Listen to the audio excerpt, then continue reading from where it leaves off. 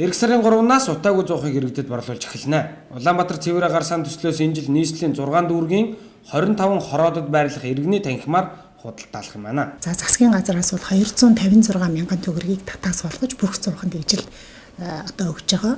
Тэгэхээр гарч байгаа бүтээгдэхүүний үнээс нь тэр засгийн газрын олгож байгаа татаасыг хасаад үзэхлээр хэрэглэгчийн төлөх үн гарч байгаа. Тэгэхээр тэр хэрэглэгчийн төлөх үн маань одоо дотоодын үйлдвэрлэгчийн үйлдвэрсэн зуухны хувьд бол 17500 төгрөгийн үнэтэй байгаа. Хамгийн бага нь.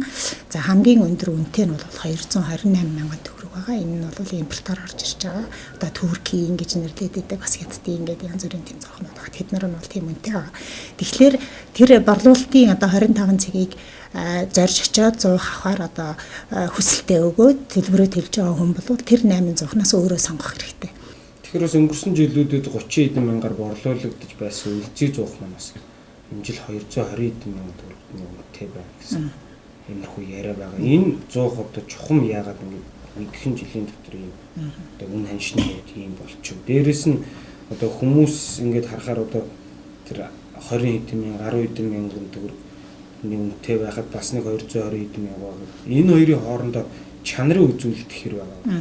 Тэгээд тэр 220 хэдэн мянгаар үлзий зуухыг одоо худалдаж авах та тэрэгдийн одоо ялангуяа гэр оролт амьдарч байгаа тэр хүмүүсийн бас үз болон болцоо нь хэр байгаа та бүхний асуудалгаа юм. Тэгэхээр ер нь бол энэ зуух болон төлшийг богино хугацаанд агарын бохирдлыг бууруулахад хэрэглэх одоо гол арга хэмжээ гэж үзэж байгаа.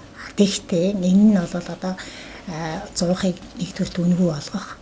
Хоёрдугаар байнга одоо засгийн газраас хараат буюу татаастайгаар байх гэдэг энэ хандлага нь өөрөө ийм зуухны хөтөлбөрийг тасралтгүй бөгөөд одоо цаашид одоо доктортой байхад нь бас нөлөөлж байгаа гол нөлөөллийн нэг нь байгаа юм л да. Тийм учраас энэ зуухны татаас гэдэг ямиг жил ирэх тусам багасгаж тэгээд энэ зах зээлийнхаа шудраг өрсөлдөөний журмаар нийлүүлэгч нар өөрсдөө үнийн тогтоож ингэж явах нь хамгийн зөв хандлага байгаа юм. Тэгэхээр ганц Улаанбаатар төш цаашдаа одоо хөдөө орон нутгуудад хүртэл агарын бохирдлын асуудал одоо гарч ирж байна. Тэгэхээр энэтэй уялдаад энэ зуухны төрөөсөд олгож байгаа татаасыг аль болохоор бууруулад цэвэр зах зээлийнхаа гормоор нийлүүлэгч нар өрсөлдөж цаашдаа цэвэр зуухыг бол татаасгүйгээр одоо хэрэглэж явах ийм одоо чек хандлага руу явж байгаа байхгүй юу. Тэгэхээр манай нийлүүлэгч нар бол аль болохоор үнгүүгээр юм аваа сурчсан аль болохоор л одоо засгийн газрын татаас их байгаасаа гэдэг хүсэлт байдаг. Гэтэл нөгөө талд нь энэ маань өөрөө тэр зуухны тасралтгүй бөгөөд байнга оршин тогтнох тэр бодлоготой нийцэхгүй байгаа. Тийм учраас энэ жилээс жилдийн засгийн газраас олгож байгаа татаасыг бууруулах бодлого барьж байгаа. Тус төслөөс нийтдээ 45 мянган зуухыг тараах төлөвлөгөөтэйгөөс өнгөрсөн жил 29707 зуухыг борлуулсан байна. Энэ жилийн хувьд нийт дотоод гадаадын үйлдвэрлэгчдийн 8 зух шаардлага хангасан бөгөөд засгийн газраас зуух бүрт ижил 256 мянган төгрөгийн татаасыг төлж байгаачаа. Чанарын асуудал байнга ирдэг. Манай улсад бол зуух дэлбэрдэг гэж ярьдаг. Яг нарийнда дэлбэрэлтийн араас нь шалгаад үзэхэд зуух бол өөрөө дэлбэрдэг юм байна. Дэлбэрж байгаа их юм хүйсэр нь юу гэдэг ингээ ханам пишинтэй холбосон тохиолдолд дэлбэрдэг юм. За тэгэхээр ханам пишин өөрөө гар аргаар барьсан янз бүрийн хэлбэртэй ханам пишингүүд байдаг.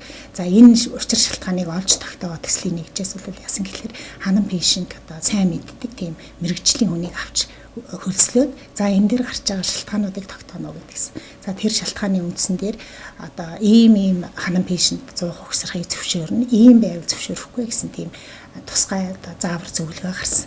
За тэр заавар зөвлөгөөний дагуу бид нар энэ зуухны туршилт угсралтыг хийн. Утаагүй зуух нь энгийн зуухнаас ялгардаг утааг 90 болон түүнээс дээш хуваар бууруулдаг бөгөөд цаашид засгийн газраас төлдөг татаасыг багасгах улмаар байхгүй болгох зорилт тавин ажиллаж байгаа юм байна.